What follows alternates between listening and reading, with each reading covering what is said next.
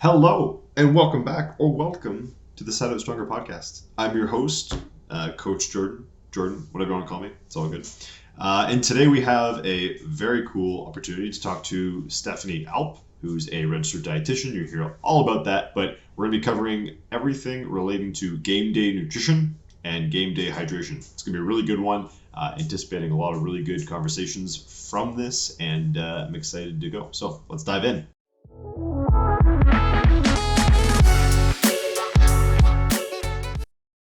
Hi, Steph. Hey, how's Welcome it back. going? Thank you. For those of you who are new to the podcast video, wherever you're getting this, this is Steph.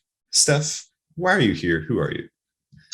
So I am a registered dietitian, and I have a special interest in sports nutrition. So I'm here to, I don't know, fill you in on the details of what you should and shouldn't do when it comes to fueling up for sports.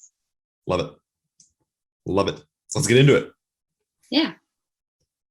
So, like I said before, Steph is going to talk about game day nutrition and hydration. So stay tuned, for both. We're going to be talking about both court and beach, because right now we're coming off the off season, or coming off of the beach season and transitioning into court if COVID lets us. And so it's a good time to talk about both. Yeah, summer's coming to an end. Yeah, so where do you want to start? What are we talking about when it comes to game day nutrition, and what are we trying to go for? So I think our main goals when it comes to fueling for any sport is we're trying to maximize our recovery. We're trying to maximize our performance. And when it comes to sports where there's a lot of movement and a lot of like jumping and that sort of thing, we're also trying to avoid things like potential GI upset during the game. Right? Love it. So sum that up, our biggest focus is to fuel your body and not affect your performance while we do that. When it comes to game day and competing, you're doing a number of different games in a day, right? You might have a short amount of time between them, but you're not usually just doing one game, as I understand. Yeah, exactly. So I'm sure kind of preaching to the choir here for you guys that are listening, but we're going to assume that we'll be in a tournament structure with a full day of volleyball, and you've got your round robin where you may or may not have breaks in between games. You might have a big span for lunch, you might not. And then once we get into playoff play, usually after a break, but not always, again, you might have all your games in a row. Typically, you have a bit of a break. That break could be 10 minutes. It could be an hour and a half. Just depends on the structure of the tournament. Yeah. So you can see that brings us a challenge of you have a limited amount of time in between games sometimes. And even when you have a longer amount of time in between those games, you're not going to eat, a full buffet knowing that you're going to have to play in the afternoon. So you have to have a strategy of what you're going to eat and when, and how you're going to fit that in between your games, and still have time to digest it, and not have to think about it when you're on the court that, oh, I ate too much, or I ate the wrong thing, or I've done something that I shouldn't have done. Things don't feel right. Something is wrong. Yeah. Been there. Yeah, you don't want to be jumping around and having your stomach sloshing around with you. So when we're looking at what we should be eating on game day, it's worth noting what kind of foods we should be eating. So number one, we're probably going to be eating in small amounts, and that's for digestibility, for the time frame that you have. Looking for things that are easily digestible. So, we're not going high fat, we're not going high fiber. It's not the day for you to focus on getting all your fiber in necessarily. And the biggest thing is no surprises. So just like anything, we should know what's going to work for us and what's not going to work for us. And it's not the day that you're going to try out a new food from the restaurant down the street that you passed on the way to your tournament. It's, you've brought what foods are going to work for you. And this sounds obvious, but at the same time, there's so many people that they've never had, like, it could be as simple as a Cliff Bar, or they've never had this, relatively complicated supplement thing, sports energy booster, whatever bowl people are buying right now, in terms of like crazy new stuff. And then for some reason, it's a great day to try it on tournament day. Yeah, And well, your friend brought an extra Cliff Bar and they want to share it with you. yeah, I mean, people are nice. That happens. I get that. Yeah, or But, you didn't bring enough food because you didn't plan to be there all day, or something happens, or you just didn't plan at all, like most of Mhm. us, because you just kind of go to the tournament and you show up, and food figures out itself. You just do the thing, right? That's the recipe for success. Yeah, I was gonna say you're leaning into dangerous territory when you do that. Um, and especially when it comes to just not eating enough calories in the day, or you're on the court and you're maybe thinking about running to the bathroom. It's not ideal, so try not to surprise yourself that day. And so with that, and stating what should be obvious, is have a plan, right? Know what works and what's not going to work for you.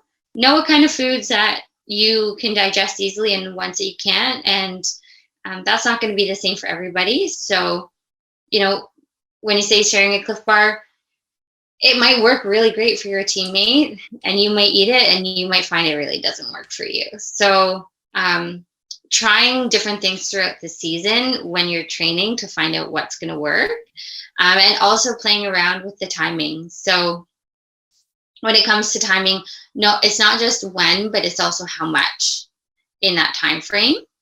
And I don't play volleyball, but I am a runner. And so you can see that there might be some crossover for that when it comes to you're bouncing around a lot and how you're going to tolerate different foods. And I always went by this kind of 3-2-1 rule in terms of timing. So the further out you're getting from your games, the more you can eat. Still considering what you're eating. But if you're under an hour, it would be leave it down to like 100 calories worth of food in that hour. If you get to 2 hours, 200 calories, 3 hours, 300 calories. Again, you might be able to tolerate more, but if you're going for a general rule of thumb, with you're within an hour period, that 300 calorie snack is probably not the one you should be going for. I am gonna ask a question from the point of view of the audience, because I know what they're gonna say. But Steph, I only have max an hour of break time throughout the day, period. What do? Maybe let's call it maybe 2 hours. But that would be pushing it. Say like we start playing around 9 o'clock in the morning, and we might finish around 3 to 4 in the afternoon. Okay.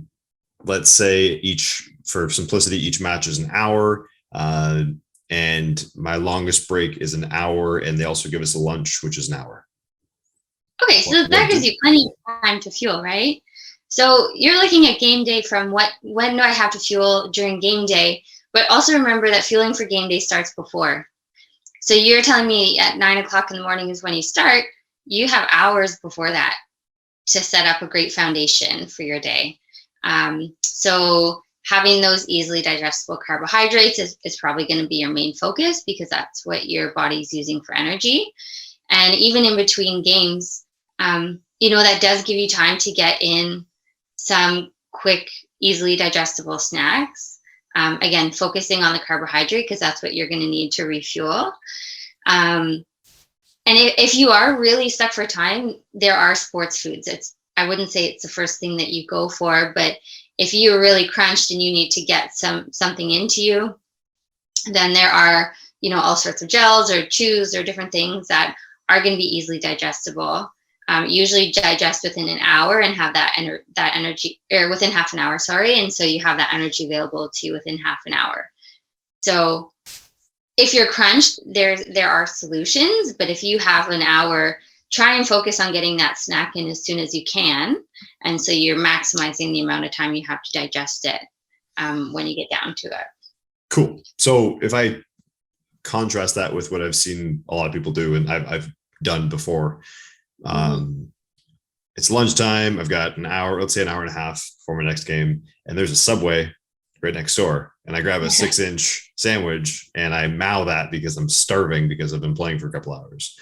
Mhm. How bad is that in proportion to like ideally what you're talking about, and you're gonna kill all your games later?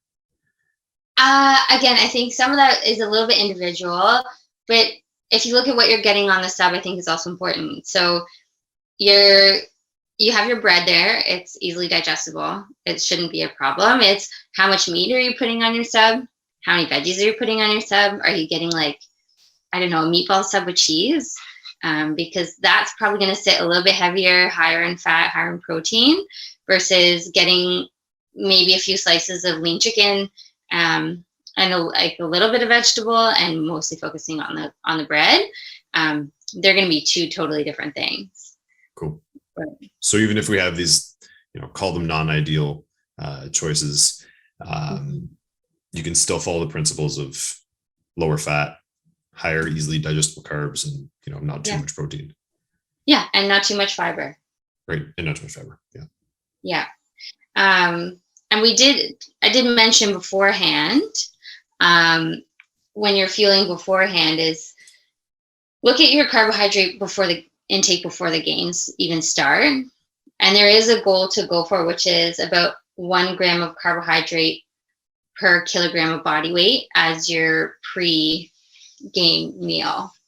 So if you have a couple hours, say maybe you can get it breakfast in around 6:30 in the morning before you start, then you can aim for that higher, like a higher carbohydrate content, and hopefully that'll keep you going for a while. And then try and have those 15-minute breaks, have a small snack. So by the time you get to that hour break, you're not completely starving. So if we're talking for our non-math oriented friends out there, so say I'm 80 kilograms, you said it's a gram per kilo. Yeah, so you'd be eating 80 grams carbs. Yeah, what's that look like? That's a good question.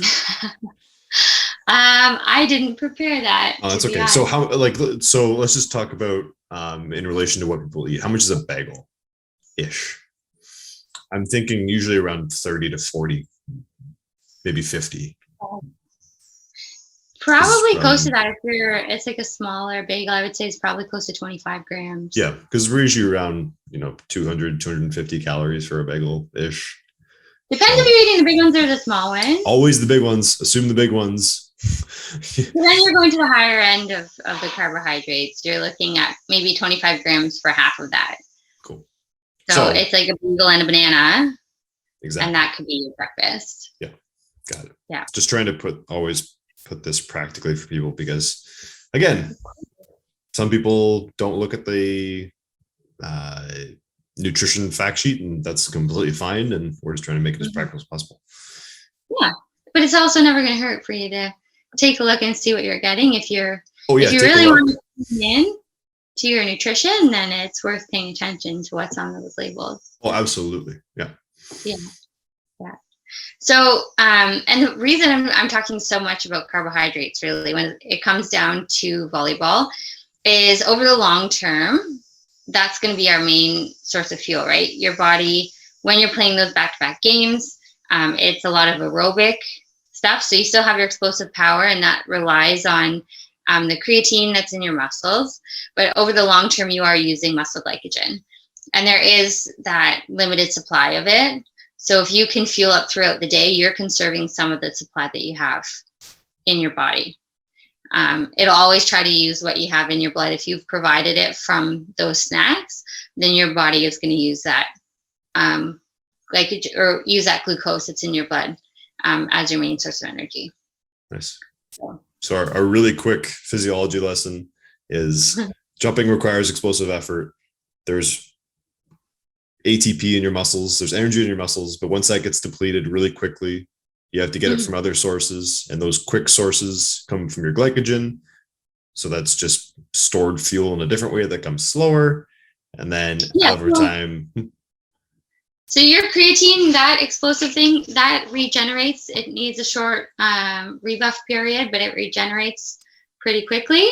But it's the glycogen that it's there. And it's there for the longer term, and you have so much of it stored. And so your body turns to that. And then we replenish that through glucose, which is carbohydrates. And you replenish that through rest and eating enough carbs. There's your physiology lesson, folks. Yeah. Everything you need to know in 4 seconds. Yeah, if I can break it down into one thing, eat your carbs. Yep. You're not going to hear keto here. So yeah, we talked about the pre-event meal. We did say consider what time your first game starts. So maybe the tournament starts at 9, but your first game is until 10. Great, that gives you more time to eat ahead of time. So how much time do you have to eat a meal, and what macronutrients should we be focusing on, which is mostly carbs, but in that pre-event meal, especially if you have enough time, it's not going to hurt to have a bit of protein, because that's going to help keep you full. Right. Beautiful. Yeah. So another key message to talk about is your game day nutrition starts long before game day. Do you know why I'm saying that? Yes. So many people all the time not leading up to any. Yeah. Anyways, yeah. Go ahead. I'm gonna ramble. Yeah. No, it's great. You practice for your game, right? You practice every aspect of your game with your team, on and off the court. You're in the gym. You're doing your weights. You're doing everything to get ready for your game and be prepared. And this is just one aspect of your training, is trying out the foods, seeing what works, having more than one option. So giving yourself plenty of options so that when it comes to game day, you're going to have something that you find palatable. Don't just stick to one thing and say this is going to work that day, because maybe that day that's not what you want to eat. So give yourself a lot of options. Know what you can have that's going to be easily transportable to your games, and what you can eat in between. And then, you've practiced the timing. So hopefully by the time you get to game day, you know what you can eat and when. So you're not left wondering what you should be eating throughout the day, or skipping meals because you just don't know what to eat. Awesome. Yeah. So not every part of the game happens on the court. Most don't. I'd argue like most aspects of the game have nothing to do with what you do on the court, which is, a little out there, but yeah, truth's the truth. It only makes sense. Beautiful. So let's wrap this up in a nice tiny bow. I'm assuming that's the last slide, just to be clear. That's the last slide. Perfect. Yep. So eat small snacks when you can. Longer duration is larger meals. Mm-hmm. Low in fiber if possible. Get your veggies in every once in a while, but this isn't the day to pack in all your veggies.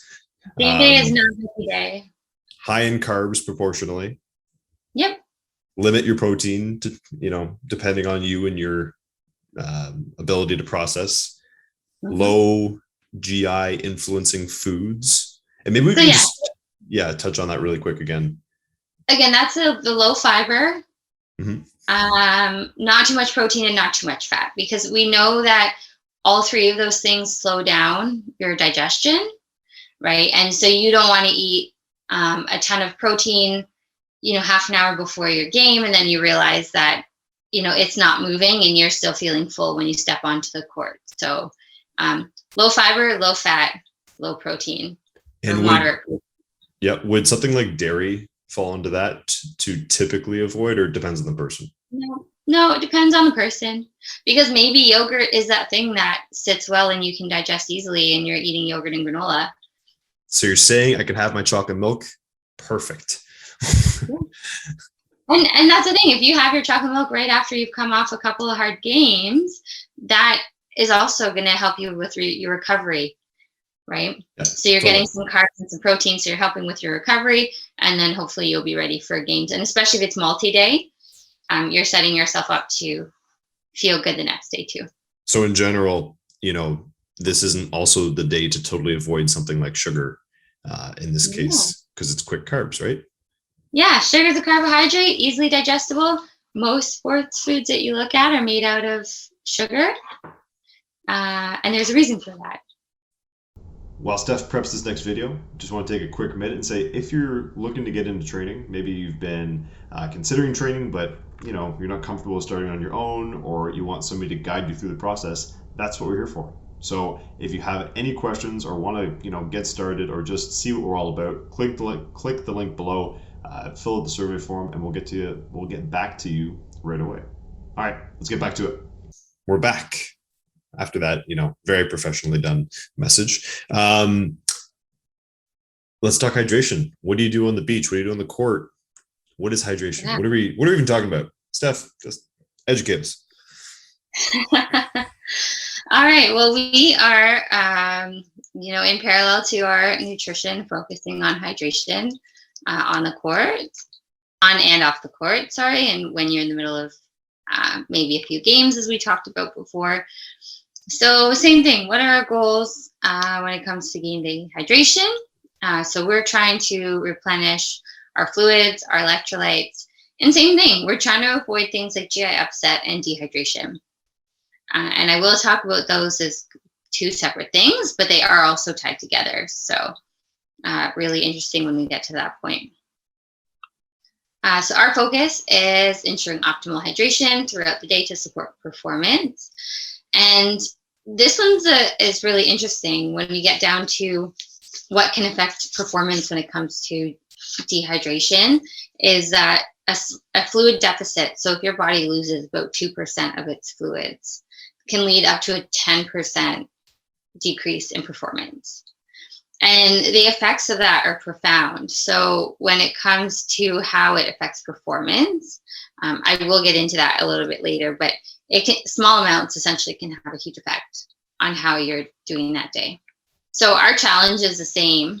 Obviously, that doesn't change compared to hydration or compared to nutrition, is you have a small amount of time, right? You're trying to fit everything in this short window in between your games. And as you mentioned, you might have a couple 1 hour breaks, or you might have like 15 minutes or a couple minutes in between games, and you're trying to get something in so that you can stay hydrated and you can stay fueled. There are some things that are going to affect your hydration status. So we all sweat differently. We all lose electrolytes at a different rate. You might notice that if you've ever trained with someone, or you are the person who is a salty sweater and everyone's been sweating and your black t-shirt is completely crystallized with salt. Good indicator that you're a heavy sweater, and so you're going to maybe need more replenishment of those electrolytes. Especially when we're outside, but even inside, temperature and humidity are going to affect your hydration. So it's going to affect how much you're sweating, how effective your sweating is at cooling down your body temperature, that sort of thing. And I know you said we're ending this season for outdoor, but always worth making note of these differences. And then previous dehydration. So if you maybe had a big night the night before your games, I don't know how happy your coach would be with you, but if you're not completely hydrated after that big night, then you're already starting dehydrated. That's not looking good for performance either. So keeping all these things in mind when you're focusing on your hydration strategy is going to be a big thing. Just from the layman's perspective of, it's been a long time since biology class in high school for most people. What are electrolytes, really quick? Okay, so our main electrolytes, we're usually looking at sodium as our biggest one. And then there's some smaller ones. We have like potassium and magnesium that we're going to focus on. And essentially, your electrolytes help maintain fluid status in your cells. So you're keeping your cells hydrated. But at the same time, they also play a role in things like muscle contractions. So you need sodium and potassium for your muscles to effectively contract. So, you need that to make sure that all your cells are hydrated and that your muscles can function properly. So it's more than just getting enough water. Yeah, of course. Sweet. Yeah. We'll set the tone. Yeah. And it comes down to length of time, right? So if you're going out for a single game, right, it's probably not going to be super long. Electrolyte replenishment when you're playing like for an hour or something is really probably not going to be a big deal. It's over the long term that you're looking more at getting those electrolytes in.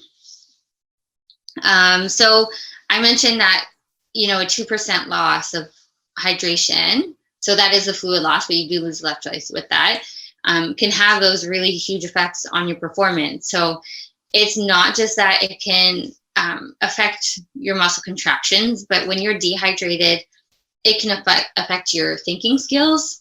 So your decision making, right?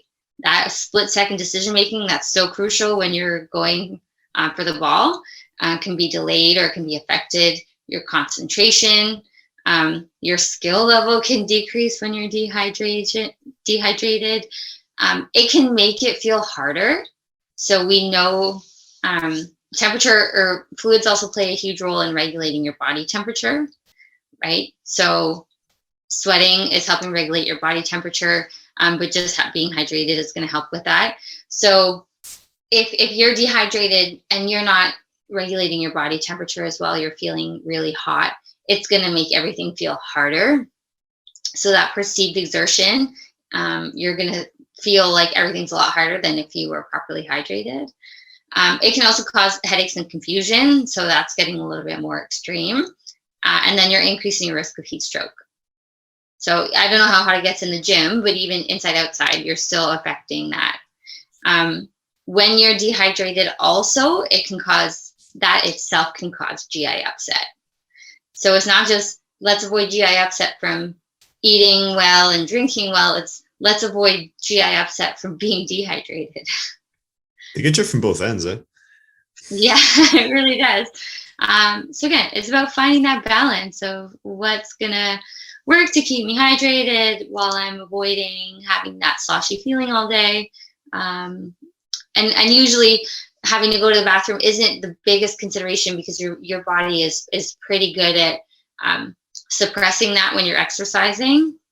Obviously it's still going to happen throughout the day, but we're trying to avoid the water overload so you don't have to go to the bathroom as well. Awesome. So what do we drink? What do you all drink? Gatorade, right? It's just pure Gatorade all day. You carry around a gallon and you're good because sports. So what's good about Gatorade? Why do we drink it? Tastes good, of course. And it's got a bunch of sugar. We talked about this. It's got simple carbohydrates. It's got electrolytes. Does it have enough electrolytes, Steph? Depends. Does it have too much? Maybe.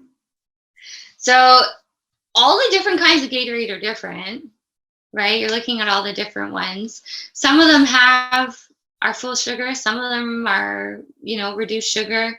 Some of them have electrolytes and some of them don't. Some of them are pretty much just like sugar water. So look at all those things when you're picking a drink and see. But they all are going to have some sort of effect, right? So you're all day, you're outside, having some electrolytes is probably not going to be a bad thing. One of the considerations for an all-day event is actually overhydration, right? So when we see people doing all-day sports and they drink mostly water, overhydration can be a thing where you're diluting your electrolytes, and that can actually, on the extreme, again, be deadly. So you don't want to just drink water for like 6 hours straight if you're sweating a lot.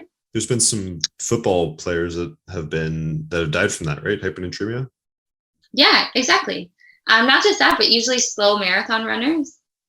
Got it.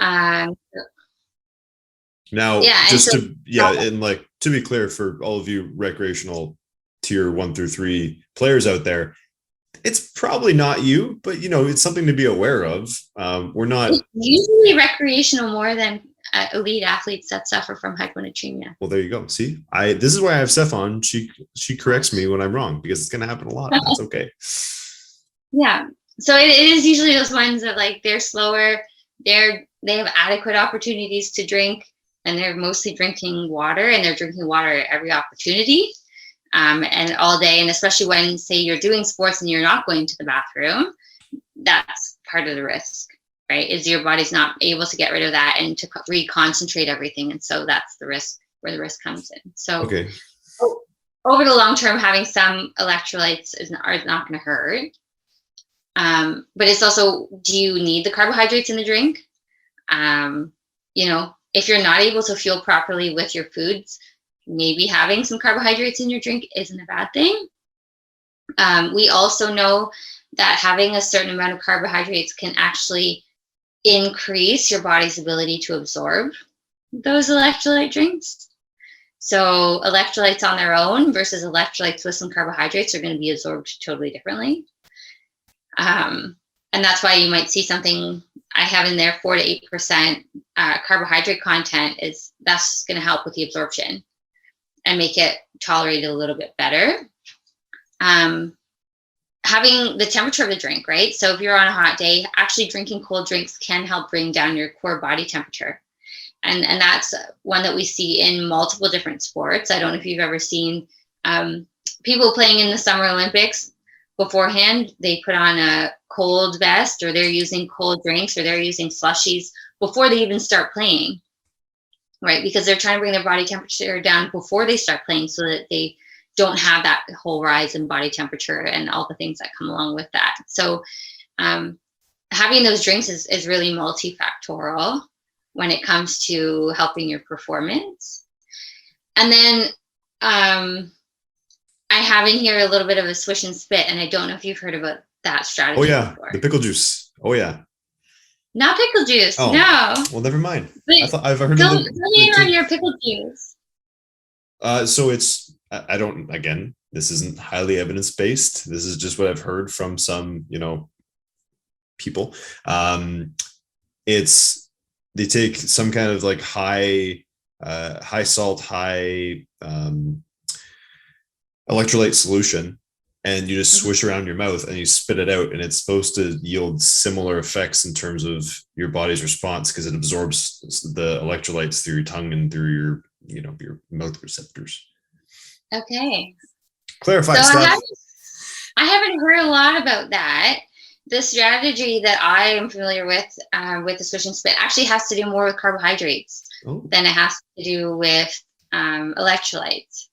So some of it depends on how well your body is fueled. So if you're full of glycogen, you're fully fed, that sort of thing, you're topped up to the max, this might have less of an effect for you versus you've been playing all day, but you have that one opportunity to get a sip in, or you have a couple opportunities to get a sip in and you don't want to necessarily drink it. When you swish a little bit of electrolyte drink with carbohydrate, that carbohydrate tricks your body into thinking that you've actually consumed it. And it causes all these physiological effects that can help improve your performance because your body thinks it has had all this energy brought into it. And so using that as a strategy of like, your body's like, great, we just had something, we're going to feel good, and we're going to, keep going. And you don't actually have to drink it when that happens. There's a limited time that works. Like, you can't do that all day and expect it to work. But if you're getting close to the end of the competition and you need a little boost without having to drink a lot, then that is certainly a strategy that you can utilize. Cool. Worth noting that it doesn't come down to flavor, because it can be artificially sweetened and carbohydrate free, and you won't see the effect. So your body's smart. Your body knows what it's doing, and it can tell the difference when you're trying to fake it out with artificially sweetened drinks and carbohydrate sweetened drinks, that it knows when it's the carb sweetened drinks. Well, fine. Smarter than me then. So, okay. We want to drink a bunch of water and some electrolytes sometimes, and maybe some carbohydrates with that. But we also don't want to drink too much water because we have consequences with that. How do we navigate these waters? What are some signs we should be looking for?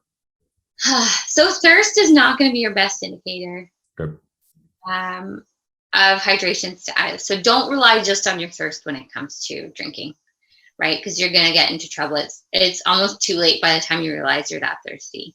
So you're going to have heard this message before. It takes practice. So you need to practice your hydration strategy beforehand. And there's different tools that you can use when you're getting ready for competition to evaluate what your fluid needs are and what your electrolytes are. So number one, you're going into a big sweaty game. Before you start, weigh yourself. After you start, weigh yourself and see how much fluid you've lost. So weigh yourself with as little clothes as possible. After you've sweat, take off your sweaty clothes and weigh yourself with as little clothes as possible and see the difference. And every kilogram that you've lost is a full liter of water, right? So if you've been out there for 2 hours and you notice that you're a full kilogram lighter, that's a liter that you've lost over that amount of time. So that's giving you an indicator of how much you need to top up, or like what your fluid needs are during that time. Be aware that it's unlikely over a long competition that you're going to be able to fully hydrate, but we're trying to really minimize those losses, right? We don't want to get past that 2% of your fluid losses, because we know that that's going to have that effect. So we're trying to recognize how much we sweat, know how much that in that time frame we might be aiming to get in, knowing that we're not going to be perfect when it comes to fully hydrating, but still doing our best. So same thing, I mentioned the salty sweaters. Know if you're a salty sweater and know if you're going to need those extra electrolytes. You can get electrolytes through drinks. On a day-to-day basis, we get most of our electrolytes through the food that we eat, believe it or not. And if you need to, there's other ways to get electrolytes, like capsules, that sort of thing, where you can take a capsule and throw it back with a little bit of water and you're getting some electrolytes there, instead of just relying on drinking those sports drinks, right? So and practice to see what works. So maybe you need to dilute your Gatorade a little bit, right? Maybe that really high carbohydrate Gatorade just doesn't sit well with you. So know if you need the full strength, or know if you need to water it down. Know if maybe Gatorade just isn't your drink at all and you need a different electrolyte drink, right? Focus on those sorts of things, so that when you're on game day, again, you're not guessing, but you have a general idea and you have a strategy of what you can drink in between.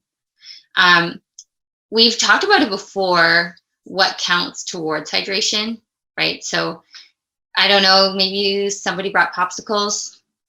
That popsicle can count as hydration, in between your games. That's great. And again, carbohydrates. And it can help bring down your body temperature. So don't discount those sorts of things when it comes to your hydration strategy. Maybe don't necessarily count on it, but that could be a bonus if that happens.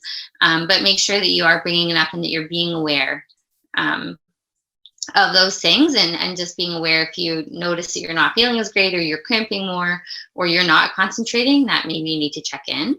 If your mouth is feeling dry, again, that whole swish thing is something that you can use, because sometimes when you're outside or you're working hard and you're breathing through your mouth, that's enough to make your mouth dry, and that's an uncomfortable feeling. So even just using that swish and spit to keep your mouth wet is something that you can take advantage of. So yeah, go ahead. I was going to say, bring it back to that idea of kind of testing how much, so let's say concentration of, Gatorade or some kind of carbohydrate rich drink you need. What would be some signs that maybe it's a bit too much for you? So if you're constantly having to go to the bathroom, yep, right? You're drinking and all day, your bladder's full and you constantly have to go to the bathroom, probably drinking too much, right? Your kidneys are working to concentrate your urine as much as possible. So if you're drinking all day and your urine's very pale yellow all day, great, you're very hydrated, but it's possible that you're drinking too much throughout the day. Being aware of your urine color, right? We talked about that in a talk before.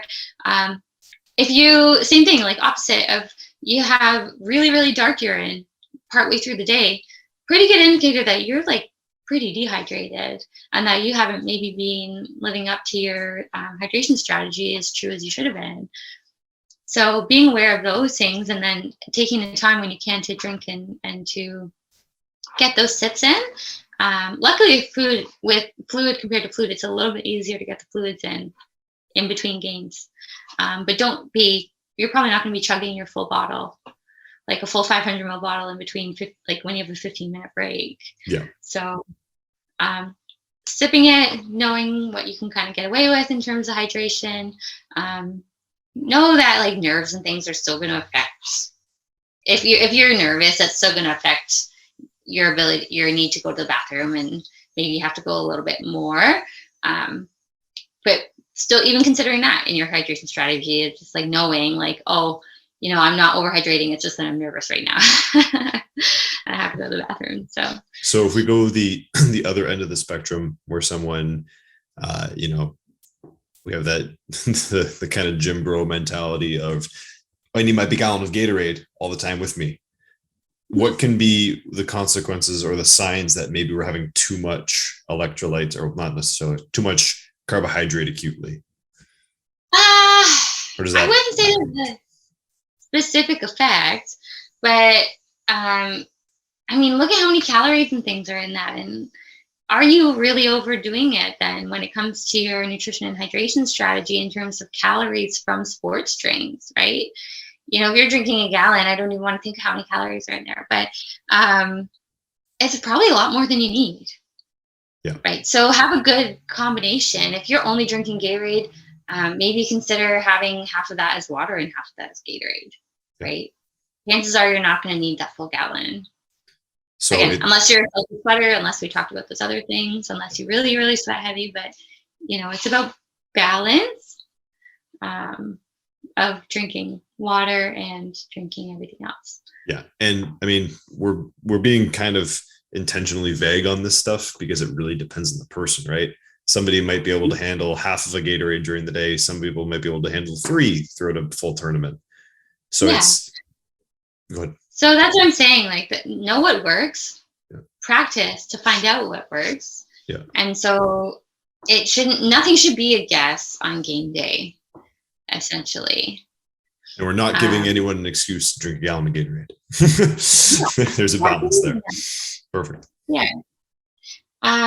So that's pretty much what I have. I've got a curveball for you. Yes. So this isn't going to be a question about optimality or whatever you want to call it, but there's the odd person in the rec league, and life is life, and they just like being more social than anything else. They're not too concerned about their performance. Just call it like a low tier tournament just for fun. Some might call it a beer league. What could be the impact of alcohol during tournaments or game days? Okay. Well, we already know the effects that alcohol has when it comes to our ability to concentrate and maybe our coordination. We know those effects if you've had a couple beers.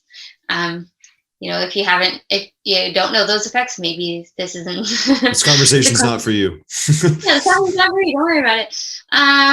So we know those effects.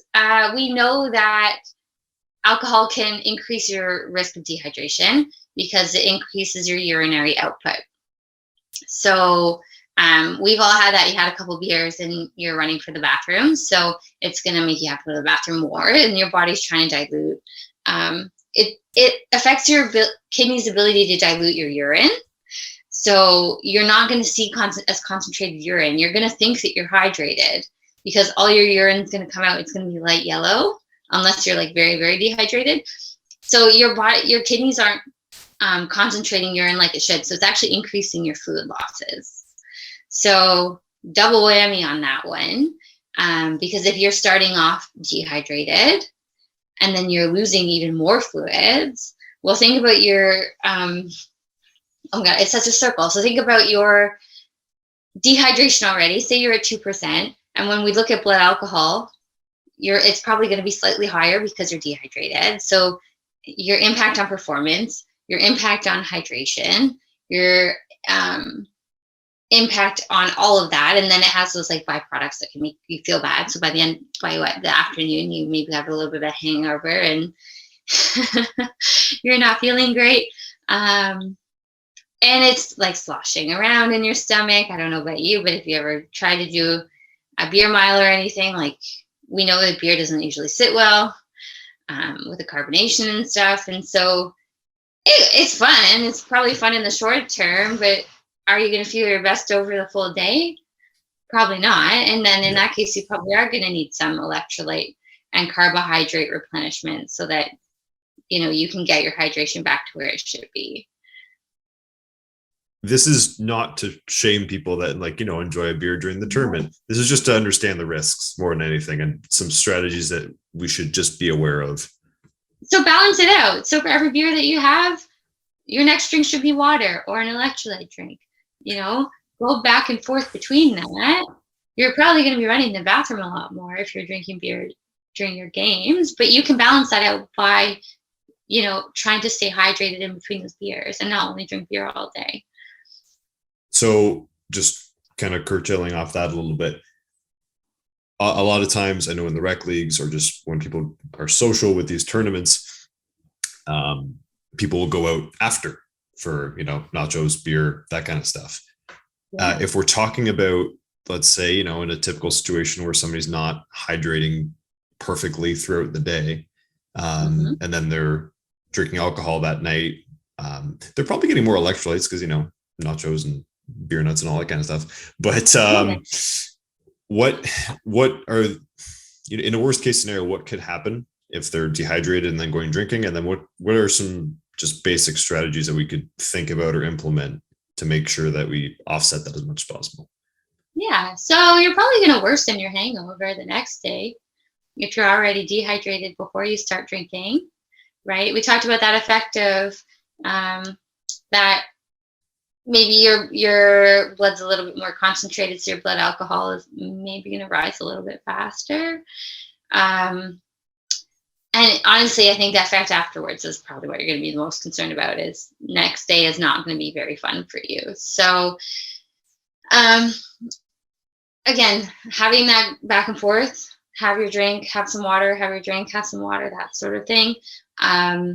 Maybe have a glass of water or two before you start drinking very heavily that night. So try and catch up on your hydration as much as you can.